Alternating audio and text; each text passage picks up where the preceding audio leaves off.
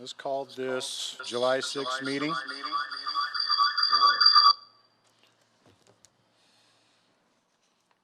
Who's doing roll call? Ms. Chairman Claire? Curtis. Vice Chairman Leslie. Member King. Here. Member Elbus. Here. Member Martinez. Here. Mayor Morris. Here. Member Verdil. You have a quorum, sir? All right, we have a quorum.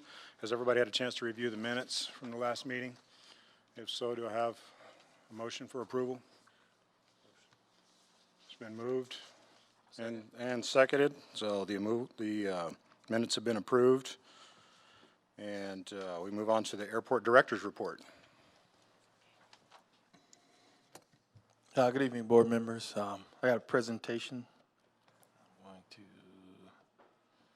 entire screen.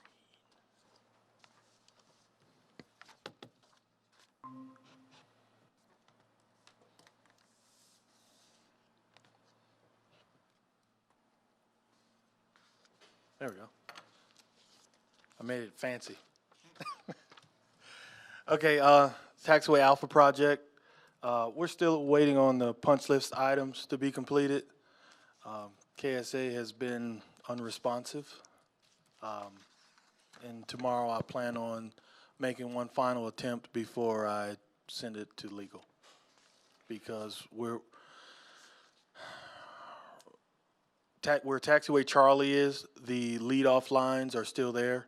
And we've had 2 aircraft so far try to taxi onto a taxiway that isn't there anymore. One was a King Air that we had to pull out, and we don't have the equipment to do it, so we did it with that thing called a Ranger. And we put a pretty heavy load on the landing gear, and they had to send it to D&D. Well, they had to have their mechanics come out and do a test, and they went to D&D and did a gear swing on it to make sure we didn't do any damage, but we possibly could have damaged that aircraft, and that's a multi-million-dollar aircraft. So we're having an issue now where it's a possible safety hazard because aircraft are trying to taxi onto nothing. And Mr. Chairman, members of the board, and KSA is the consulting firm that designed and was doing the construction observation for us for the plans. And as Mr. Harris stated, you know, we've reached out to them several times.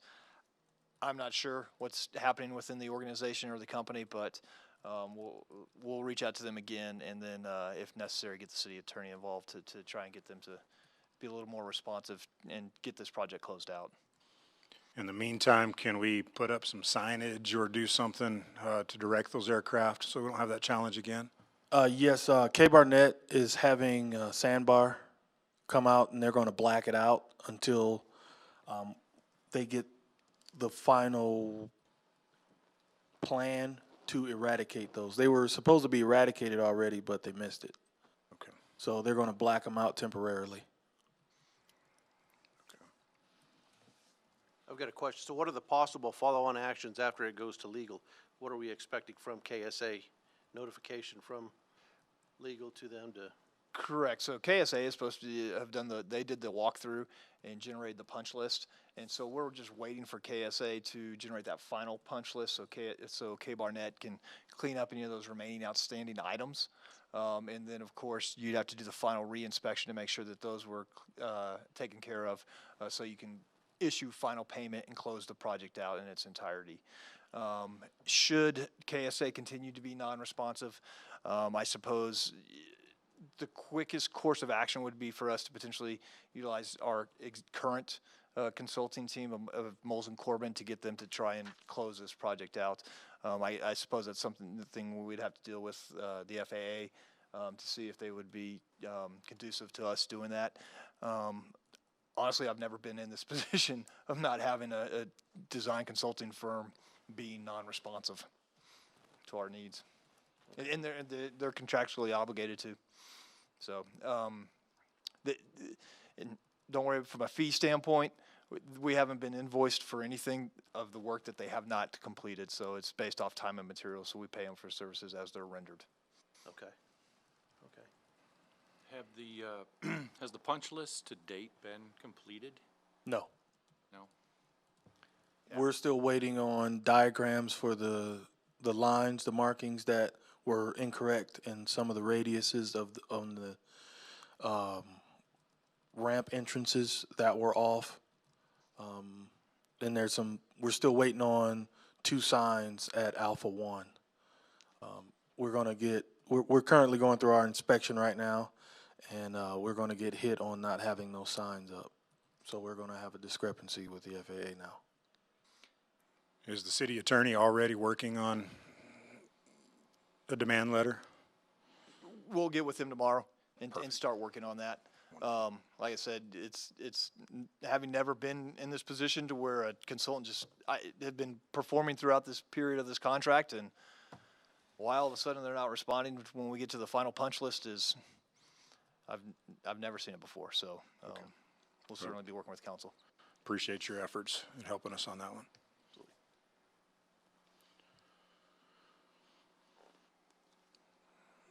The runway 1230 PAPI light project.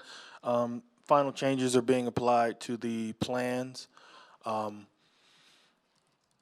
going to put the PAPIs at a 400 feet RSA in preparation for our runway project for runway 4 we're looking at in 4 or 5 years, which will have the runway closed for an extended period of time. And runway 1230 will have to be open for air carry operations. So that RSA, which is runway safety area, would have to be extended to 400 feet. So we're having the PAPIs put out to 400 feet in preparation for the work that will be needed on the other runway. So they're making the changes to the plans for that. He said they expect to be ready for bid at the end of next week. Do we have 400 feet on the north side of 30? Not No, on I the mean, north south side, side? on the sides.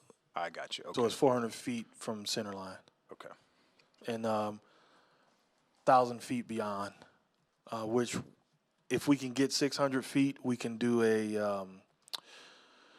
not a displaced threshold. It's I can't think of the name of it, but it's basically a distance remaining for landing traffic. That way they'll know you have to stop within a certain feet. Okay. Is this a ITB or an RFP? It'll be RFP. RFP? ITB. No, ITB. ITB? Invitation to bid versus request for proposals. Correct. We'll quiz you on the acronyms later. Yeah, can we get a cheat sheet? I know. That's to go with the RSAs and the and 1230, 422.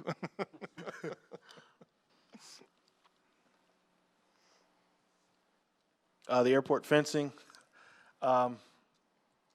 We've been discussing it a lot over the couple weeks. Our inspector wants us to have at least a 10-foot fence, and I agree.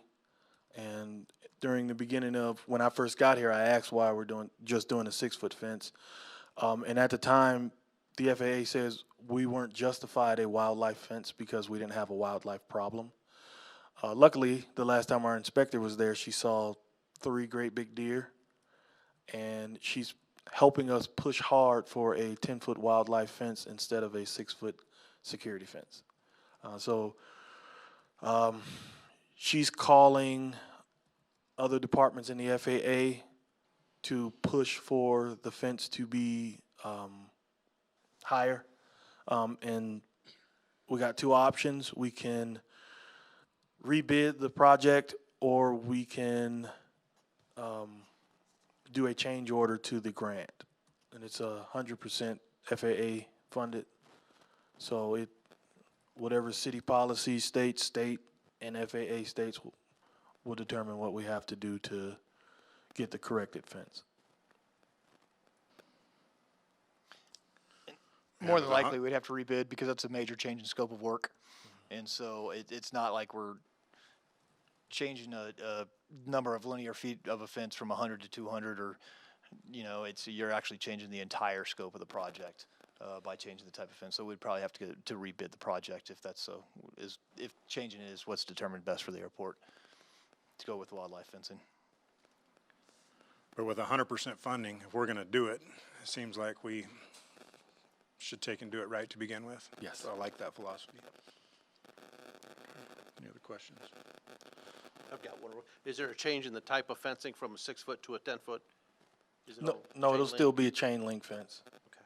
But it's just changing it in height, and also it'll be adding I think it's either a 2 or 4 foot skirt for, coyotes. Because we got a lot of small critters, and they love coming in to get them. Basically, they bury the bottom of the chain link fence to where if they can't burrow underneath it, they run into that fence instead of just being open ground. Got it. Okay. Self-serve fuel station, the final parts have arrived, and they started putting together the fuel skid. They're pulling the permits now to be able to install, and they expect to be completed August 13th. It'll be a Friday, he said. So they're planning on coming in early that week, and it's on a skid. They offload it and start running the pipes. So August 13th, we can get self-serve fuel. That's what it's looking like. That's fantastic. You gonna be the first one in line? Sure. I'll be the guinea pig.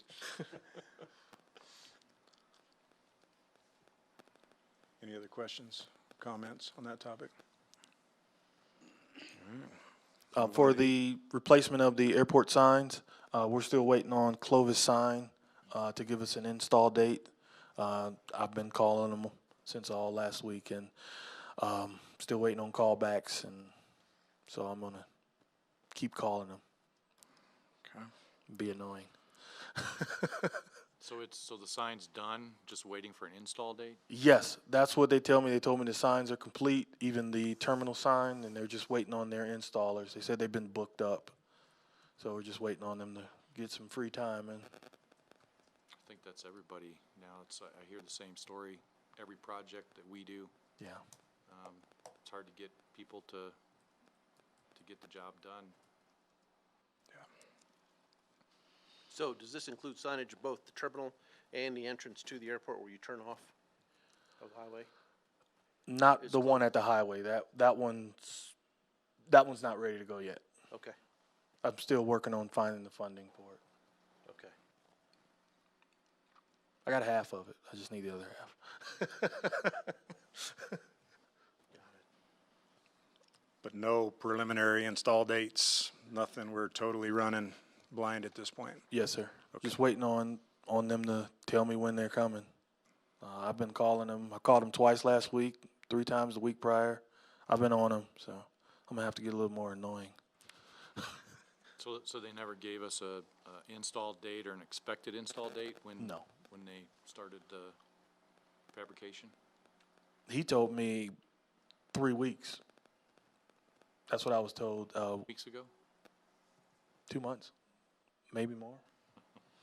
It's been a while. Maybe It was they'll- shortly after we changed the name, so it's been a while. hopefully they're watching tonight. Email them a link. So I decided to present our numbers, our passenger numbers. I don't know why I didn't think of that before, but so if you look at the screen, if you can see it, there's been a steady increase in our passenger numbers. The numbers we look at, well, the FAA loves to look at for funding purposes is our enplanements, and that's how many people we put on the planes in Clovis, and they fly out. They look at the D-planes, which are people coming into Clovis, but they really, really care about the enplanement numbers. I just got the numbers for June earlier today. I wasn't able to add it to the slide, and they're showing at 651. So, again, that's another steady increase. The magical number we want for enplanements is 10,000 passengers, and then our entitlement from the FAA is $1 million a year. So the more you fly out of Clovis, the more you can help us grow and build and make the airport even better. I know that we've had some conversations about the defense transportation system and getting set up in that. Have we made more progress in that? We have reached back out to Canon and asked them to see what it's going to take. I mean, we've originally we were told, well, maybe it's because TSA is not there yet, because when you were boarding coming to Clovis, since you were going outbound from an airport that maybe had TSA, they said it showed in DTS. So we were hoping that once TSA was on board and up and running, that we may show in DTS then. It hasn't happened yet, and so I have reached back out to the leadership at Canon to see what can be done. If we weren't able to get in DTS, a workaround that they had proposed was they're having their workforce just go to Expedia and be able to show what their plans are that you can book out of Clovis, and then present that to DTS, and then DTS going in directly booking it through their system as a workaround. So if we're not able to get in, they think that could be a way for us to start increasing those employments from official business travel for the folks out of Canon. So we'll continue to work with them. Okay. What's the magic number to get other locations, destinations from Clovis? I would say there's not a magic number. It's a business decision for the different carriers. So if they thought that they could be able to self-sustain a route to another location, then I would assume that they would certainly do that. EAS obviously is, we qualify for EAS because that a carrier couldn't make it work from a business standpoint. And so that's why they are subsidized by the federal government to get service from our rural area to a major hub. And so with the point being that major hub isn't necessarily a destination, it's to get anywhere else in the world. And so that's how they base it off of.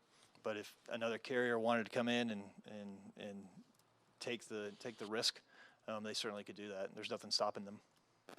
Could we get feedback from the base on, what hub they prefer to get to? I mean, they're flying out of Lubbock, so there's certain hubs that they're going to reach, which isn't the hub that we're going to take them to necessarily. Yeah, and we definitely do have that information based off of their final destinations and the ease of getting there. And so they're preferably, I mean, if we could get to DFW, I mean, that's easiest for traveling east, where a lot of their assignments are to the East Coast. That doesn't mean you can't get there out of DIA. You certainly can still make it work.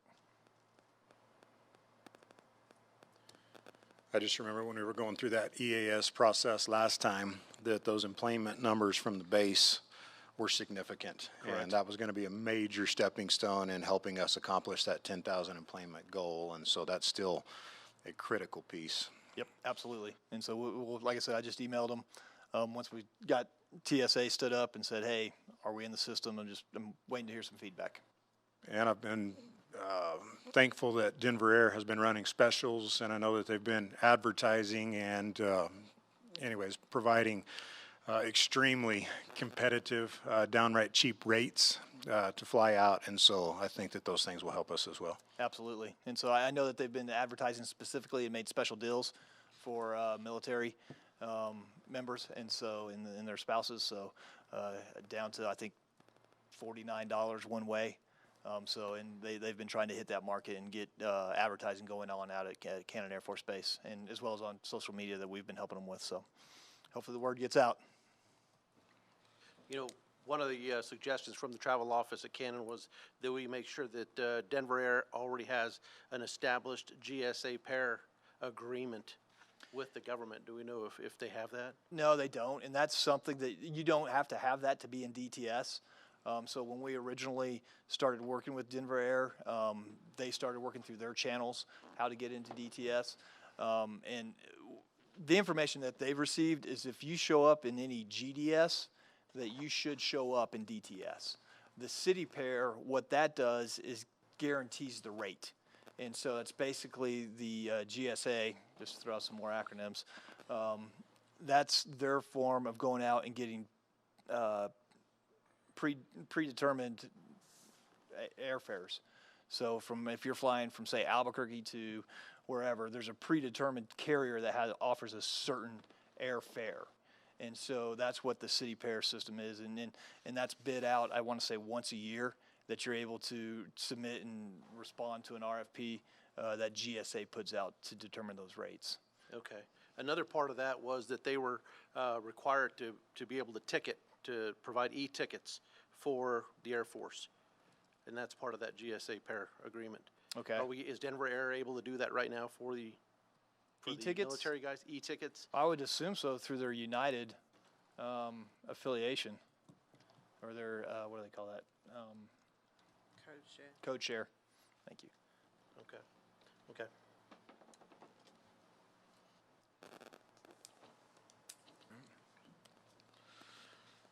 Fuel sales.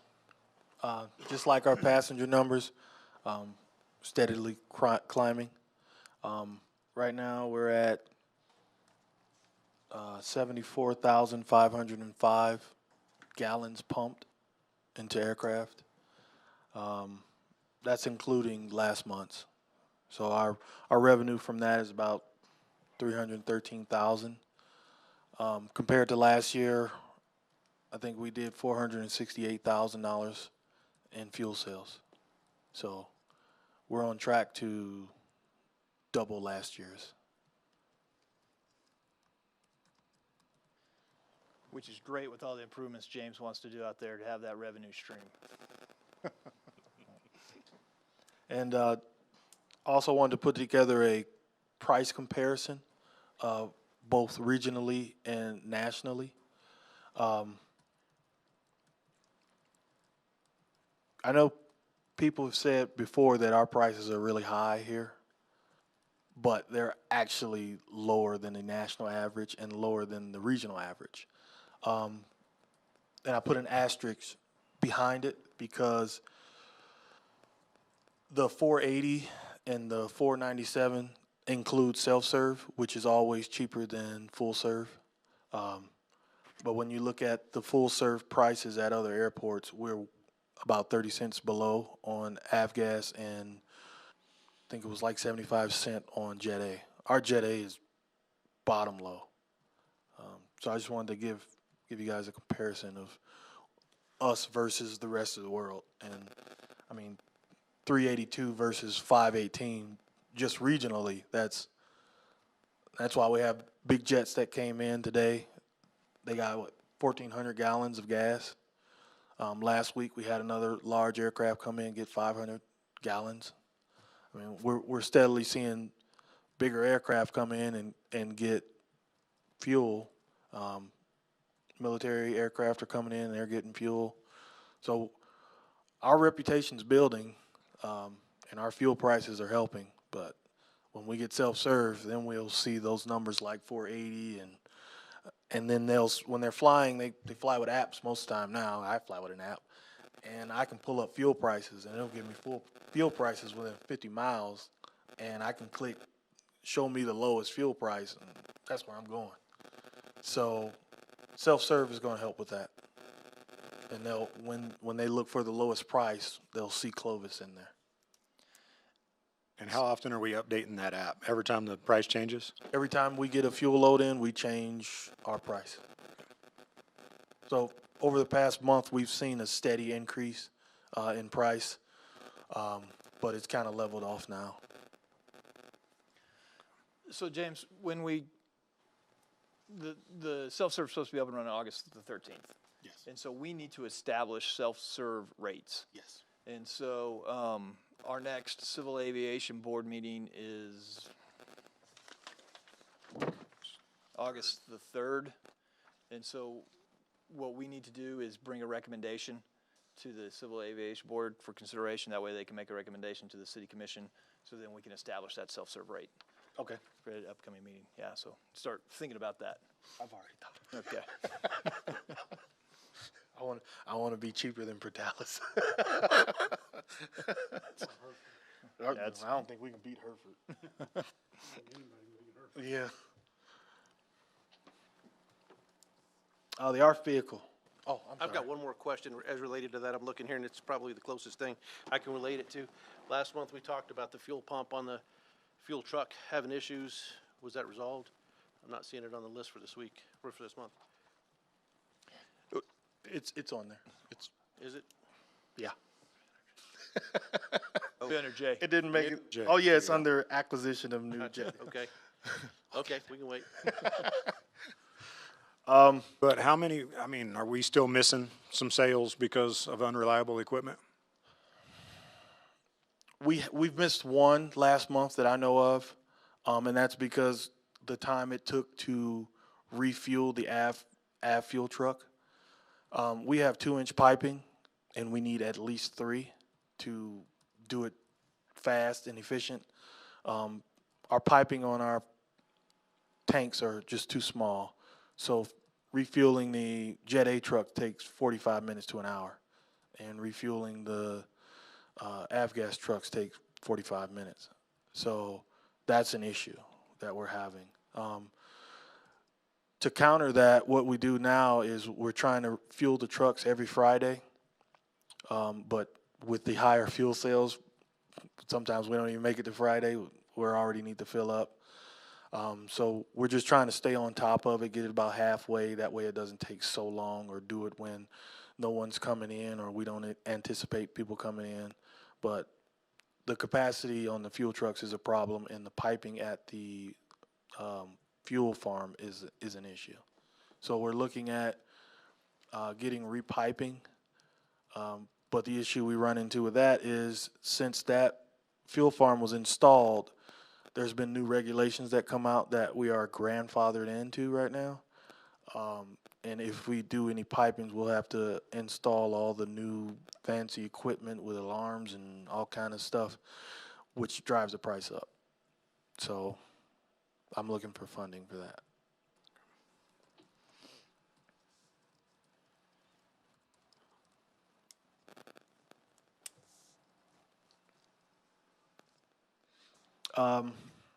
On the 26th, the ARFF truck's auxiliary motor wouldn't start, and it was down for about 3 days. The auxiliary motor powers the water pump in the foam. So due to that, we were out of ARFF index, which means the airline couldn't fly. Luckily, the dry chemical system is pressurized, so we were able to have dry chem, and the Clovis-Fire brought out a backup truck that had an internal tank and a pump as a backup. So we used the fire truck and the ARFF truck for the dry chemical simultaneously, just in case there was a fire, which kept us in our index.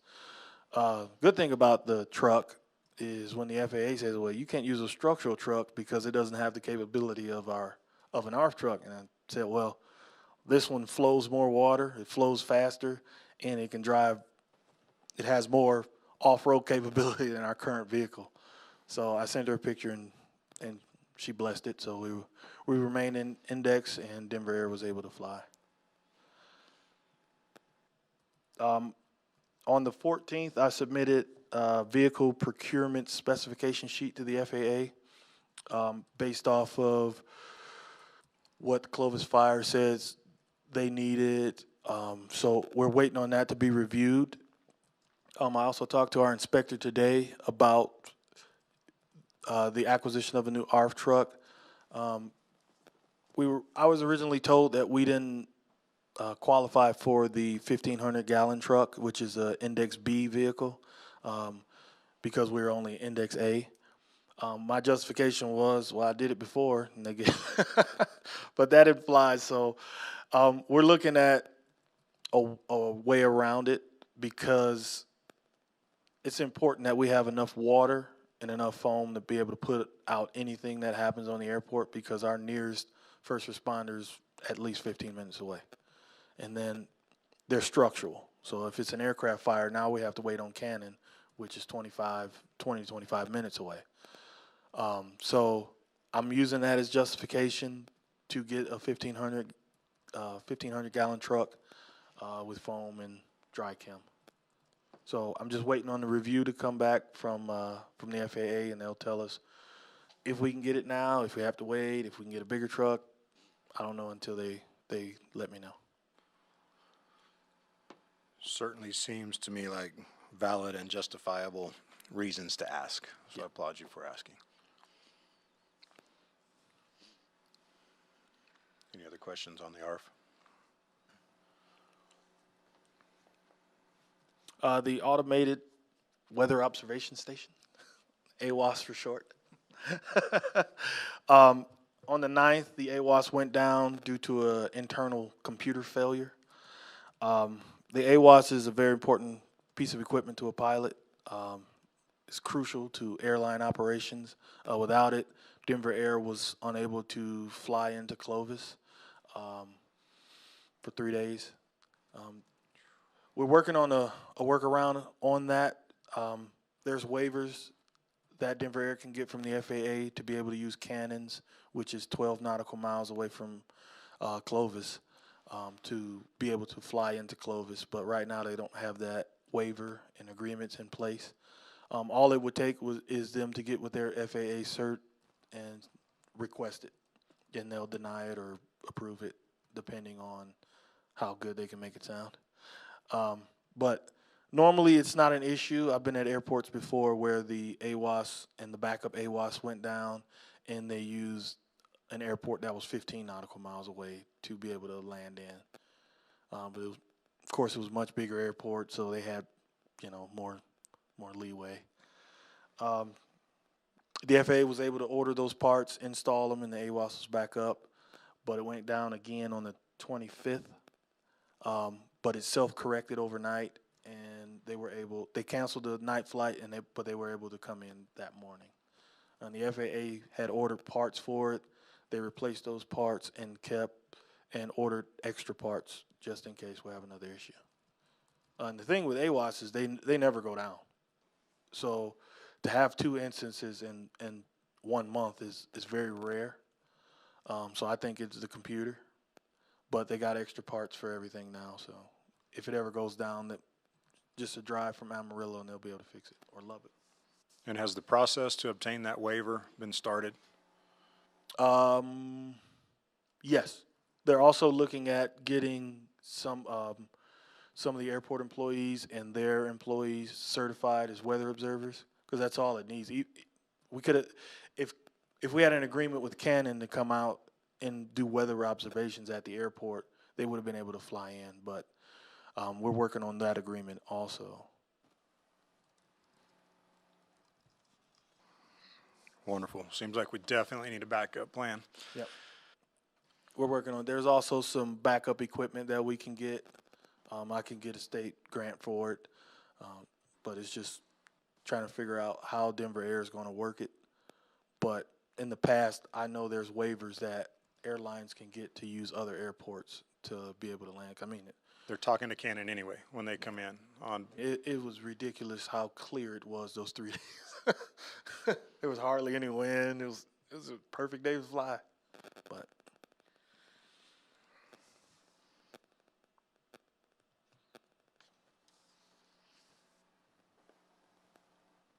Any other questions on the AWOS? All right, let's move on to Jay. okay, aviation fuel trucks. The current fuel trucks are experiencing mechanical issues, smoking, stuttering. PTOs aren't engaging like they should. Slow pumping speeds. When I got there, we were pumping 25 psi, and now we're down to 14. Or is it lower now? 14 psi. For a Jet A truck, we should be pumping at least 30, max 45 psi. So it's slowly dying, and we need replacement trucks. They're also over the useful life cycle. The 100 low lead truck is a 1999 Isuzu, and it's 750 gallon. And the Jet A truck is 1998 CCC, it's 3,000 gallons. The proposed replacements is a 2022 Ford F-150. It's a 1,000-gallon truck, gas truck, and a F-450. Yeah. And the jet truck is a 2021 International 5,000 gallon. I felt it was important that we get higher capacity trucks because our fuel cells are going up. I don't foresee them going down anytime soon. So I think we need bigger trucks to be able to handle the aircraft that we're starting to see and that we'll continue to see. We're currently working on funding options. We got two options that we can go with. One's a lease to purchase, and the other one's a loan from the great city of Clovis.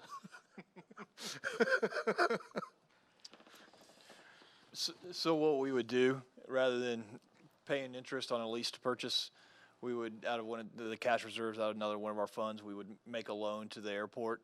And since the airport is an enterprise fund, James would have to work on his budget it's basically a $16,000 increase to his current budget, and so he'd have to find that within his budget to take out that loan. And it basically about a 9-year payback period to pay off those trucks. But it's something we're working with finance department on to make this happen for him. And there's no grant opportunities, or the FAA won't participate in any way, shape, form, or fashion in No, that? FAA doesn't care about fuel.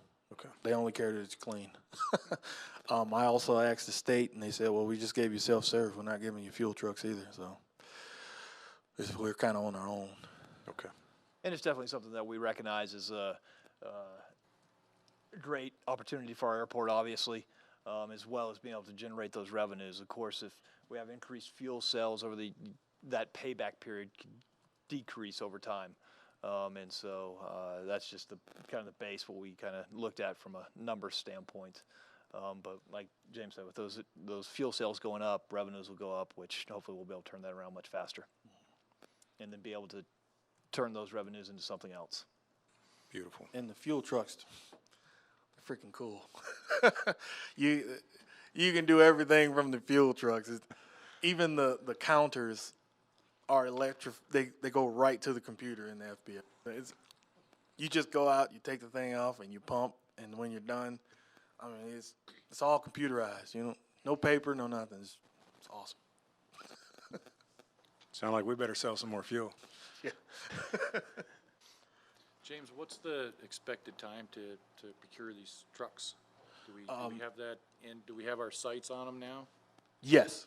We're just waiting on figure out how we're going to pay for them.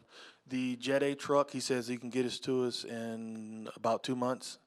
And the 100 low lead, he says it could be 6 months. It all is determined on when he can get those Ford chassis because of the microchip shortage and all that. So Ask you about that. That's what I was concerned about. But he says he has the internationals already in. He doesn't know when he can get those Ford chassis, though. In the international, obviously, with the Jet A, is the highest demand from actual fuel cell standpoint. So if he's got those in stock, that's good. Yeah. And so from a timing standpoint, we're working on closing out fiscal years and determining final cash balances within our funds, and then we'll obviously have to take it to the city commission for final approval to move forward with it. So is that going to go to the next commission meeting? Probably would not be the next commission meeting, maybe the first one in August. Final budget hasn't been approved yet for the fiscal year, so that won't be until late July. I'm trying not to spend any money. It's hard.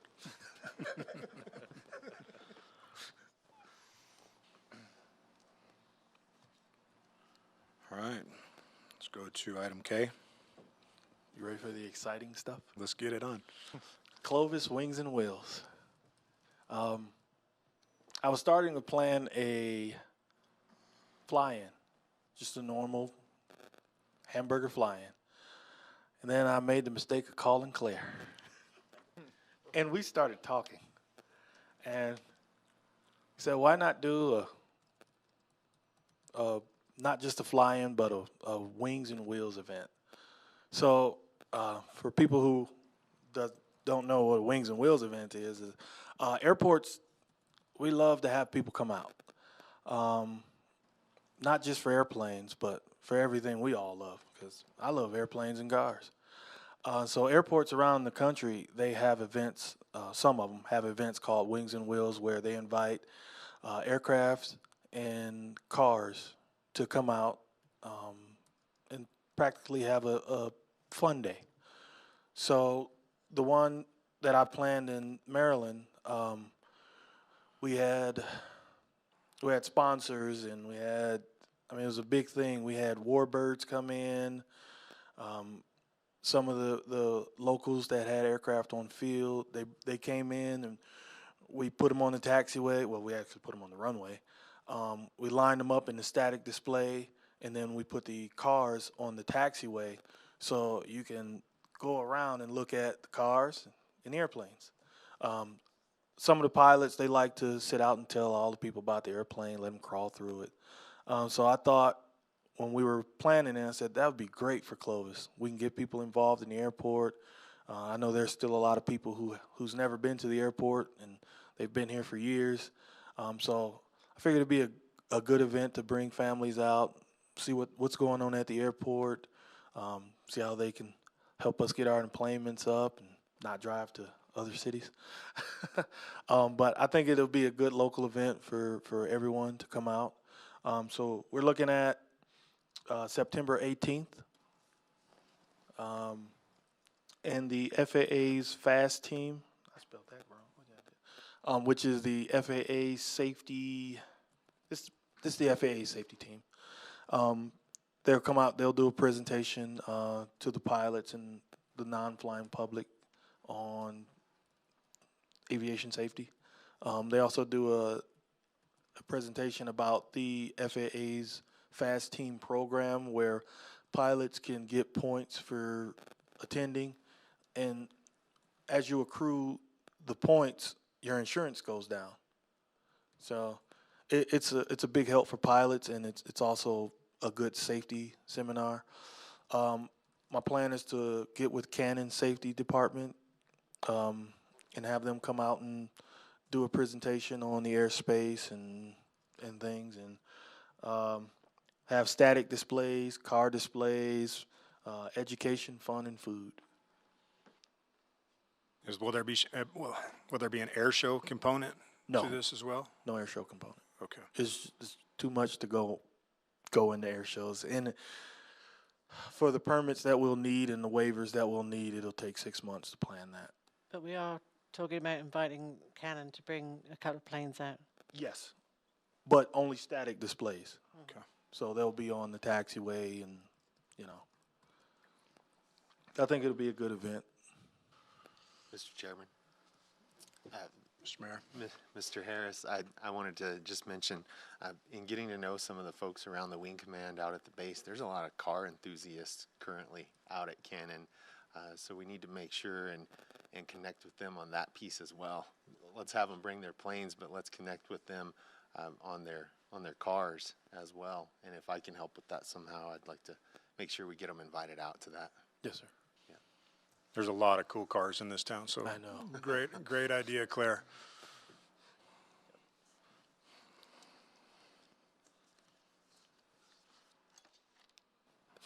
All right. It's an airport terminal. I gathered. Well done. Good work on the presentation, James. So now we pick up our bags. Is that? Yeah. Baggage claim? go. Okay. That's right. And we don't have any new business on the agenda at this time. And so is there any other questions, comments, additions, items that we need to be added? I would just ask on the first item that we talked about earlier about the aircraft getting stuck, is there any follow-on to that? Are we on the hook for anything, repairs? No. They're all good with it? Yes. It No was. follow-on? Yeah, it was a medevac airplane. Luckily, they didn't have any patients, but Okay, they could have. got it, okay. Mr. Chairman, if I may, I just wanted to mention, back to the DTS discussion, you know, Mr. Howalt did a good job of explaining that, you know, we continue to follow up with the leadership out at Cannon, and I just wanted to reiterate, you know, I am too, you know, every time I see Rick Masters, I ask him about it, and we're gonna stay on that and get it figured out. I mean, there's gotta be a solution to that, and, you know, the leadership at Cannon wants it to work, we want it to work, Denver Air wants it to work, so we're going to stay on it and get it figured out. And then at the last meeting, we talked about the rental car situation, and I had done some research and talked to the management of Enterprise and updated, I think, at least you, Mr. Martinez, because you had asked the question, but I just kind of wanted to report it. You know, it's the microchip issue, it's COVID, they sold off their fleet, now they can't replenish it, and, you know, and if you, it's just it's a tough situation, but the management of Enterprise knows. I mean, I've got cell phone numbers, and we're talking, and they know that we want them to grow with us at our airport here, and we'll stay on that as well. Also, not to just bog down the meeting, but I wanted to mention and just thank our member, Captain Matthew Elbis. He's joined us remotely once again. He's on deployment, doing his job with the Air Force, and I just think it's remarkable that he makes every meeting, and wanted to say hello to my friend Matt. Hello, Matt. I appreciate that, Mike. Thank you. And that sentiment is echoed by the chair and I'm sure all members of the board as well. Yeah, we appreciate your service. Thank you. Well, it's nice to know that we're still gaining momentum and that we've got city leadership pulling for us in all different ways. And so greatly appreciate all the efforts behind the scenes that we know that you guys are doing on a daily basis to help progress happening. And so thank you very much. All right, seeing nothing else, we're adjourned.